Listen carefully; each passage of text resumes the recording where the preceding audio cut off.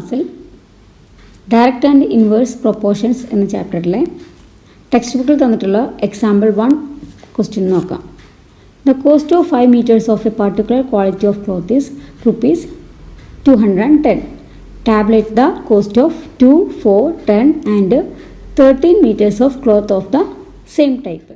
അതായത് cost of 5 meter ക്ലോത്തിൻ്റെ cost വന്നിട്ടുണ്ട് 210. അതുപോലെ 2, 4, 10, 13 meters ക്ലോത്തിൻ്റെ റുപ്പീസ് നമുക്ക് കണ്ടുപിടിക്കണം. ഇനി നമുക്കറിയാം length of the cloth increases, the cost of the cloth also increases in the same ratio. അപ്പോൾ cloth length of the cloth increase ചെയ്യുമ്പോൾ അതുപോലെ തന്നെ എന്ത് ചെയ്യും, അതിൻ്റെ കോസ്റ്റും ഇൻക്രീസ് ചെയ്യുന്നുണ്ട് ഇൻ ദ സെയിം റേഷ്യോ. അപ്പോൾ ഇതിനെ നമ്മൾ എന്ത് പറയണത്, ഡയറക്റ്റ് പ്രൊപ്പോർഷൻ. നമ്മൾ പാർട്ട് 1 പറഞ്ഞതാണത് അല്ലേ. ഇനി അതുകൊണ്ട് നമുക്ക് എന്ത് അസ്യൂം ചെയ്യാം, സൊല്യൂഷൻ എന്ത് പറയാം, suppose the length of the cloth is X metre ആയിട്ട് എടുക്കുക. ക്ലോത്തിൻ്റെ ലെങ്ത്ത് X ആയിട്ടും അതുപോലെ അതിൻ്റെ കോസ്റ്റ് Y ആയിട്ടും നമുക്ക് എഴുതാം. അപ്പോൾ നമുക്കിത് ചെയ്യാനായിട്ട് ടാബുലാർ കോളം വരച്ച് കഴിഞ്ഞാൽ നമുക്ക് എളുപ്പത്തിൽ ഇത് ചെയ്യാൻ പറ്റും. അപ്പോൾ നമുക്കതുപോലെ ചെയ്യാം. അപ്പോൾ ഞാൻ ഇതുപോലെ വരച്ചിട്ടുണ്ട്. ഇനി അതിൽ length of the cloth X ആയിട്ടും കോസ്റ്റ് Y ആയിട്ടും എടുക്കുക. ഇവിടെ X കൊടുത്തു, താഴെ കോസ്റ്റ് Y കൊണ്ട് റെപ്രസെൻറ്റ് ചെയ്തു. ഇനി നമുക്ക് തന്നിരിക്കുന്ന വാല്യൂ 5 മീറ്ററിൻ്റെയാണ്, 210 ആണ് തന്നിരിക്കുന്ന പ്രൈസ്. അപ്പോൾ അതെടുത്ത് എഴുതിയിട്ടുണ്ട്.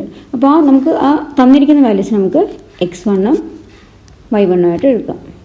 ഓക്കെ. ഇനി ബാക്കിയുള്ളതിന് ഫസ്റ്റത്തെ എന്താണ്, നമുക്ക് ഈ 2ൻ്റെ Y2 അറിഞ്ഞുകൂടാ അല്ലേ. അപ്പോൾ ഇത് X2, അടുത്തത് X3, ഇനി ഇവിടെ X4, ഇവിടെ X5. ഇപ്പോൾ കോസ്റ്റ് എല്ലാം ഇനി ലെങ്ത് എല്ലാം എഴുതി. ഇനി താഴെ വന്നിരിക്കുന്നത് എന്താ, കോസ്റ്റ്. അപ്പോൾ ഇവിടെ Y ആണെങ്കിൽ താഴെ എന്തായിരിക്കും, Y2. ഇവിടെ Y1 എഴുതിയിട്ടുണ്ട്, അപ്പോൾ Y2, അടുത്തത് Y3, ഇവിടെ X4 ആണെങ്കിൽ താഴെ Y4, Y5. അപ്പം നമുക്ക് ഈ Y2, Y3, Y4, Y5 കണ്ടുപിടിക്കണം. അപ്പം നമുക്കറിയാം the length of the cloth increases, cost of the cloth also increases in the same ratio. നമ്മൾ പാർട്ട് 1 ഇൻട്രൊഡക്ഷനിൽ പറഞ്ഞതാണത് അല്ലേ. അതിനെയാണ് നമ്മൾ എന്ത് പറയുന്നത്, ഡയറക്റ്റ് പ്രൊപ്പോർഷൻ എന്ന് പറഞ്ഞത്. അപ്പോൾ നമുക്കിവിടെ ഡയറക്റ്റ് പ്രൊപ്പോർഷൻ വെച്ചിട്ട് നമുക്കിത് ചെയ്യാം. അതിനെന്താ നമ്മൾ പറയുന്ന ആ റിലേഷൻ എങ്ങനെ എഴുതാം, നമ്മൾ X1 by Y1 is equal to X2 by Y2. നമ്മൾ തൊട്ടുമ്പോഴത്തെ ഇൻട്രൊഡക്ഷൻ ക്ലാസ്സിൽ പറഞ്ഞാണ് അല്ലേ, X1 by Y1 equal to X2 by Y2. അപ്പോൾ നമുക്കത് സെയിം ഡയറക്റ്റ് പ്രൊപ്പോർഷൻ ആയിരിക്കും അല്ലേ, ഡയറക്റ്റ് പ്രൊപ്പോർഷൻ ആയിരിക്കും എന്നാണ് പറഞ്ഞത്. അപ്പോൾ നമുക്ക് ആ ഇത് വെച്ചിട്ട് നമുക്ക് ചെയ്യാം. ഇപ്പോൾ ഫസ്റ്റ് കേസ് വരുമ്പോൾ നമുക്ക് Y2 കണ്ടുപിടിക്കാം.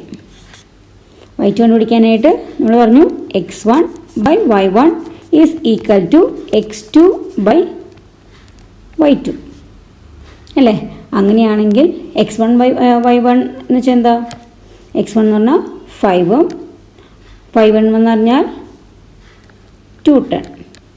അപ്പോൾ 5 by 210 is equal to X2 എന്ന് പറഞ്ഞാൽ നമുക്കറിയാം 2 ആണ്.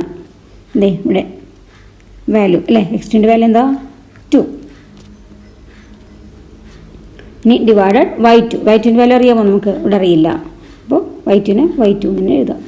അപ്പോൾ 5 by 210 is equal to 2 by Y2 വന്നു. ഇനി ഇതെങ്ങനെ സോൾവ് ചെയ്യണത്, Y2ൻ്റെ വാല്യൂ എങ്ങനെയാണ് പിടിക്കുക, നമുക്ക് ക്രോസ് മൾട്ടിപ്ലിക്കേഷൻ ചെയ്യാം. അതായത് 5നെ Y2 കൊണ്ടും ഈ 210നെ 2 കൊണ്ടും മൾട്ടിപ്ലൈ ചെയ്യണം.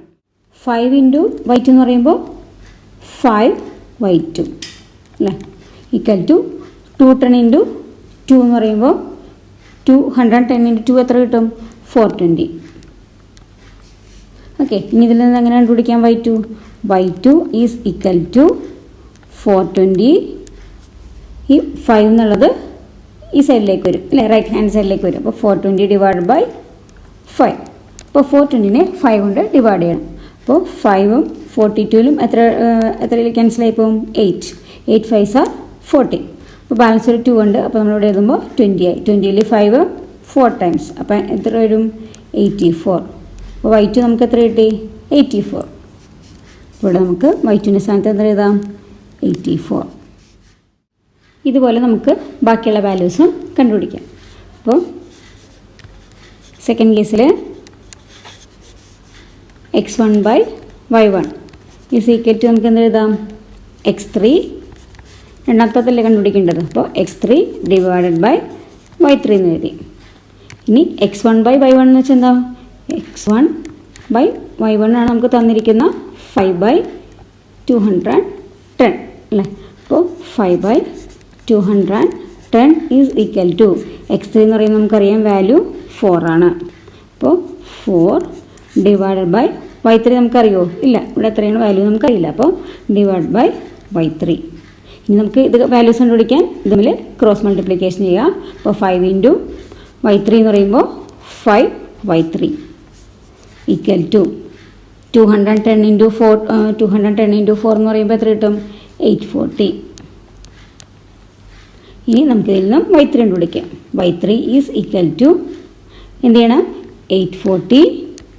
ഈ 5 ഉള്ള ഇവിടെ മൾട്ടിപ്ലൈ ആണ് ചെയ്തിരിക്കുന്നത്. 5 ഇൻറ്റു y3. 5y3 എന്ന് വെച്ചാൽ എന്താ? 5 ഇൻറ്റു y3 ആണ് അല്ലേ.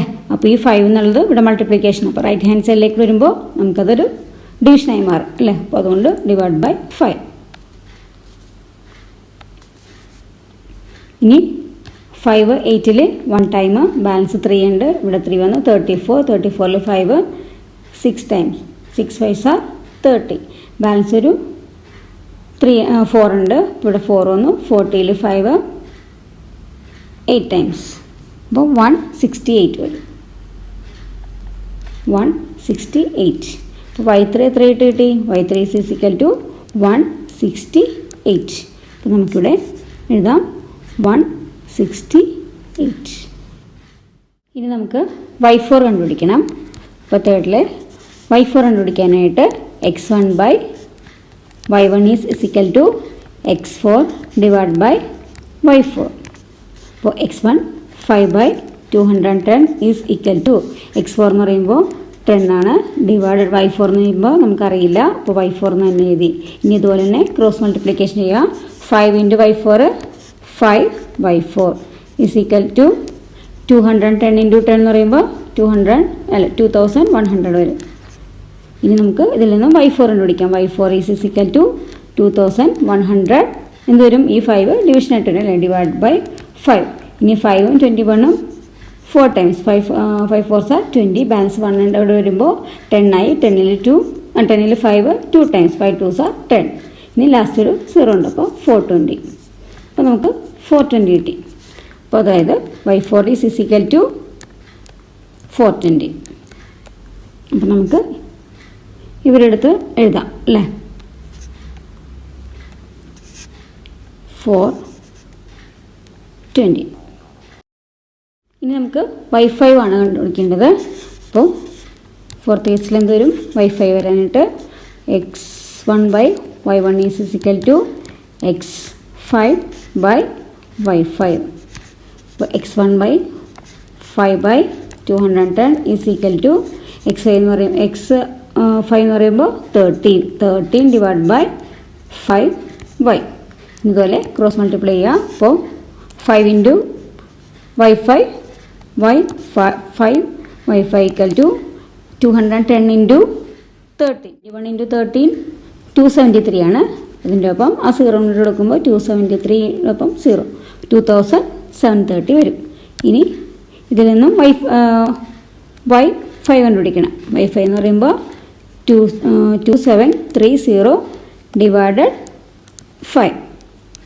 അപ്പോൾ ഇതിനെ 5 വെച്ച് ഡിവൈഡ് ചെയ്യുമ്പോൾ എത്ര കിട്ടും? 5 27ൽ 5 ടൈംസ് 5 5 27 25 കഴിഞ്ഞ് ബാലൻസ് 2 ഉണ്ട്. ഇവിടെ 23 ആയി. 23ൽ 5 4 ടൈംസ് 5 4 20. ഇനി ബാലൻസ് ഇവിടെ 23 ആണല്ലേ. ബാലൻസ് എത്രയുണ്ട്? ഇനി 3 ഇവിടെ ചേർക്കുമ്പോൾ 30ൽ 5 6 ടൈംസ്. അപ്പോൾ 546 കിട്ടും. y5 എന്ന് പറയുമ്പോൾ 546.